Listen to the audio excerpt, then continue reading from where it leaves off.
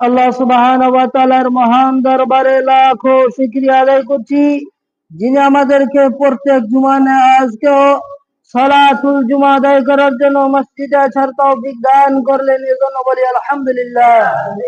দরুদ সালাম বর্ষিত হোক মানবতার মুক্তির দূত মহান দিশারি বিশ্ব নবী মুহাম্মদুর রাসূলুল্লাহ সাল্লাল্লাহু আলাইহি ওয়াসাল্লামের উপর, যিনি আমাদেরকে আল্লাহর বিধিবিধান পুঙ্খানুপুঙ্খভাবে পৌঁছিয়ে দিয়েছেন সাল্লাল্লাহু আলাইহি ওয়াসাল্লাম। আজকের জুমার আলোচ্য বিষয় হচ্ছে সন্তানের প্রতি পিতা মাতার করণীয় সম্পর্কে আলোচনা ইনশাআল্লাহুল আযীজ। আমরা এই আলোচনা ধারাবাহিকভাবে চালানোর চেষ্টা করব ইনশাআল্লাহ।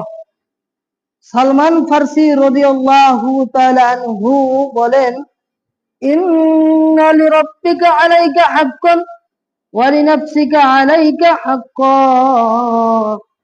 সালমান ফারসি রাদিয়াল্লাহু তাআলা বলেন, নিশ্চয়ই তোমার উপর তোমার রবের হক রয়েছে, ওয়া লিনাফসিকা আলাইকা হাক্কান, আর তোমার নিজের উপর তোমার হক রয়েছে, ওয়া লিআহলিকা আলাইকা হাক্কান, এবং তোমার পরিবারের উপর তোমার হক রয়েছে, অধিকার রয়েছে।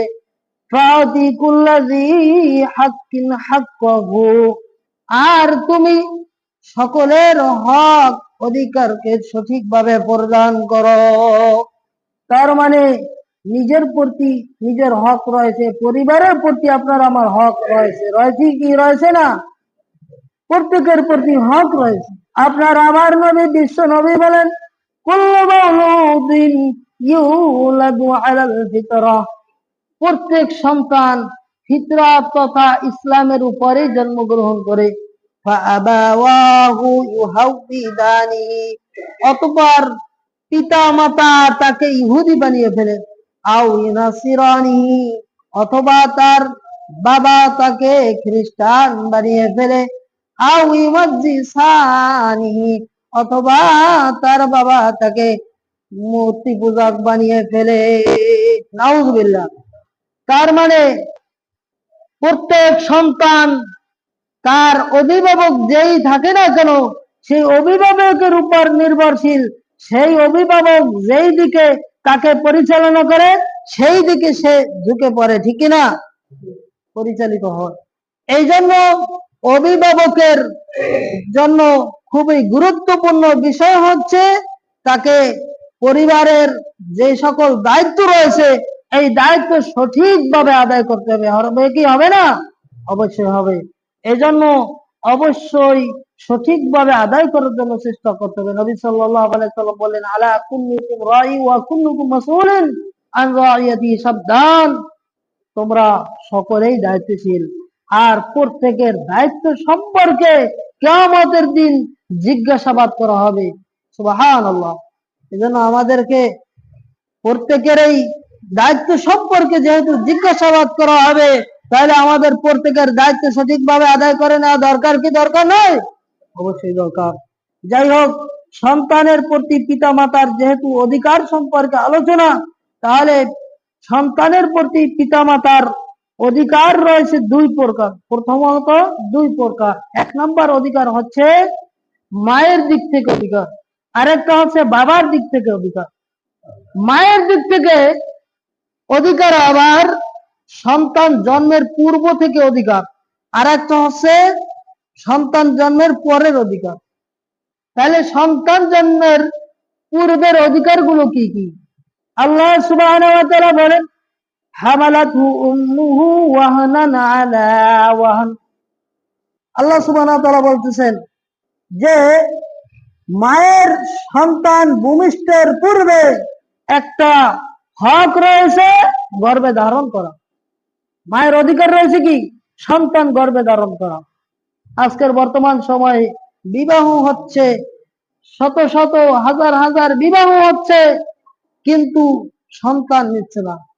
আর শয়তানি কুমন্ত্রণায় শয়তানি বাক্য তৈরি করেছে যে একটি ছেলে একটি মেয়ে দুটি সন্তানই যথেষ্ট। আর এখন আবার নতুন ভাবে স্লোগান শুরু করেছে, শয়তানি স্লোগান, যে দুটি নয় একটি সন্তানই যথেষ্ট। ছেলে হোক মেয়ে হোক, একটি সন্তানই যথেষ্ট। এই শয়তানি প্ররোচনার কারণে আজকের বর্তমান সমাজে জর্জরিত হয়ে গেছে। যাই হোক, যা বলতেছিলাম, অথচ নবী আলাইহিস সালাম খুব গুরুত্বের সাথে বললেন যে তোমরা কুমারী নারীদেরকে, যে সকল নারীরা অধিক বাচ্চা দেবে, সন্তান প্রদান করবে, ওই সকল নারীদেরকে বিবাহ করো এবং সন্তান কি করো। তাই নবী সাল্লাল্লাহু আলাইহি সাল্লাম এর দিকে খুব গুরুত্ব দিলেন। তাহলে আর বর্তমান এই শয়তানি স্লোগান, এগুলো ইসলামিক পন্থা না, এগুলো জায়েজ নাই। জায়েজ তাহলে আল্লাহ সুবহানাহু ওয়া তাআলা যদি কাউকে সন্তান দেয়, সেই সন্তানকে পেটে আসার পরে মারার অধিকার কারো আছে? আজকের বর্তমান সমাজে বিভিন্ন জায়গায় এইরকম জালেম অভাব নাই, বিভিন্ন ভাবে অবৈধভাবে শারীরিক সম্পর্ক করে সন্তান ফেলে দেয়, এরকম সমাজে পাওয়া যায় কি যায় না? অভাব নাই। এগুলো হচ্ছে ইসলামে সম্পূর্ণ হারাম। যাই হোক, মায়ের দায়িত্ব হচ্ছে সন্তান গর্ভে ধারণ করা। মা যে দিনের পর দিন কষ্ট সহ্য করে, এই সম্পর্কে আল্লাহ সুবহানাহু ওয়া তাআলা বললেন, হামালাতহু উম্মুহু, তার মা তাকে গর্ভে ধারণ করে, ওয়াহনান আলা ওয়াহনিন, কষ্টের পর কষ্ট সহ্য করেছে, দিনের পর দিন কষ্ট সহ্য করেছে। করেছে কি করেছে না? কষ্ট সহ্য করেছে। এটা হচ্ছে মায়ের একটা অধিকার, সন্তানকে গর্ভে ধারণ করা। এমনি ভাবে মায়ের আরেকটি অধিকার রয়েছে সন্তানের প্রতি, দৈহিক গঠনের প্রতি খেয়াল রাখা। সন্তান যখন গর্ভে ধারণ করবে, তখন শরীরের দিকে খেয়াল রাখা, ঠিক মতো খাওয়া দাওয়া করা, শরীরের প্রতি খুব যত্ন করা। আল্লাহ সুবহানাহু ওয়া তাআলা এর প্রতি খুব গুরুত্ব দিলেন। নবী আলাইহিস সালামও বললেন, ইন্নাল্লাহা ওয়াদা'a লিল মুসাফিরি শাতরাস সালাত, নিশ্চয়ই আল্লাহ সুবহানাহু ওয়া তাআলা মুসাফিরের থেকে নামাজ কমিয়ে দিয়েছে, কমিয়ে অর্ধেক করে দিয়েছে। এরপরে ওয়াসসাওমানিল মুসাফিরি, আর মুসাফিরের পক্ষ থেকে রোজা, ওয়ানিল মুরদি'i, এবং দুগ্ধদানকারী মার পক্ষ থেকে, ওয়াল হুবলা, এবং গর্ভধারিণী মায়ের পক্ষ থেকে রোজাকে মুলতবি রেখে দেওয়া হয়েছে। অর্থাৎ ওই অবস্থায় রোজা রাখতে পারবে না, পরবর্তী স্বাভাবিক অবস্থায় হয়ে গেলে তাকে রোজা রাখতে হবে। তার মানে গর্ভধারিণী মাকে খুব যত্ন নিতে হবে শরীরের প্রতি, ঠিক কিনা?